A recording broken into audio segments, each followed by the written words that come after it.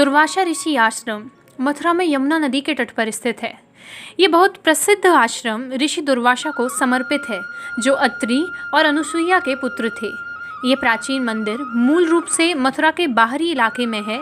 इस मंदिर को बड़ी शांति के बीच बेहद शांत क्षेत्र में रखा गया है, जिसके चारों ओर हरियाली और घना जंगल है। दुर्वासा ऋषि के इस बहुत प्रसिद्ध आश्रम को गादी बाबा आश्रम के नाम से भी जाना जाता है। ऋषि दुर्वासा ने द्वादशी पर यमुना नदी को पार किया था और मथुरा पल्ली पार पर ईसापुर जगह पर साधना की, जहां आज भी उनका मंदिर मौजूद है।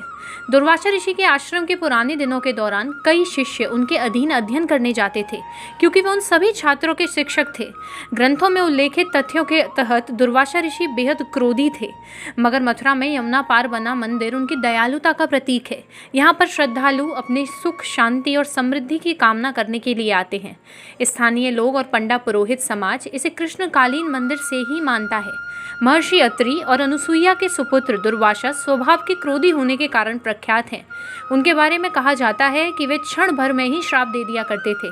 उनके क्रोध से बचने और कृपा प्राप्ति के लिए हर साल वसंत पंचमी पर ऋषि दर्शनों के लिए हजारों की भीड़ यहाँ उमड़ती है। माना जाता है इस दिन दुर्वासा ऋषि के दर्शन मात्र से पापों से मुक्ति हो जाती है। इसके अलावा माघ मास की एकादशी और अमावस्या को भी यहाँ मेला लगता है। मंदिर की प्राचीनता के विषय में पंडित मोहिताचार्य ने बताया कि यह मंदिर साक्षी है जिस समय भगवान कृष्ण ने दुर्वासा ऋषि की परीक्षा लेने के लिए गोपियों को भेजा था।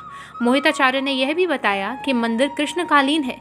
दुर्वासा ऋषि भगवान श्री कृष्ण के गुरु हैं।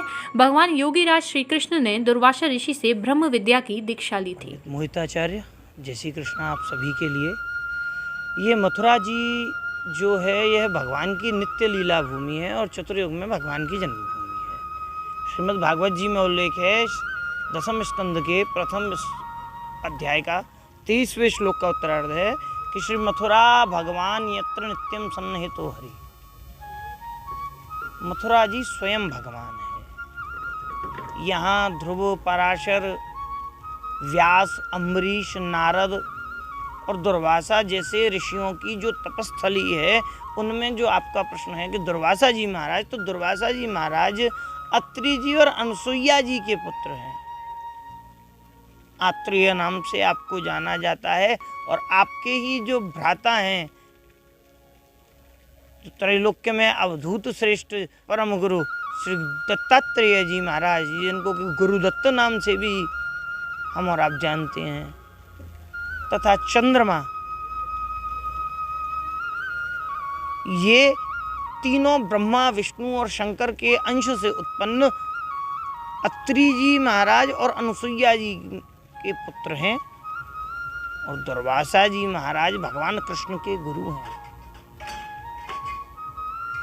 भगवान कृष्ण को ब्रह्म विद्या की दीक्षा दुर्वासा जी महाराज के द्वारा मिली है। और दुर्वासा जी महाराज के विषय में जिस समय गोपियां भगवान से प्रश्न करती हैं, तो भगवान कहते हैं कि यदि तुमको दुर्वासा ऋषि के विषय में शंका है तो जाकर यमुना जी से कहना कि कृष्ण योगी है, और यदि दुर्वासा दूर्वा आ रही हैं तो हमको मार्ग दो।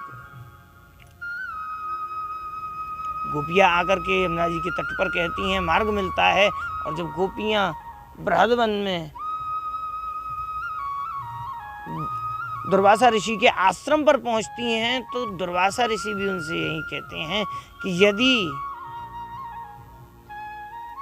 कृष्ण पर ब्रह्म योगेश्वर हैं, दुर्वासा सदैव दूरवाहारी रहेगा, तो यमुना जी आपको मार्ग देंगे। वह मंदिर साक्षी है इस घटना का, जब भगवान कृष्ण ने गोपियों को दुर्वासा ऋषि की परीक्षा लेने भेजा था।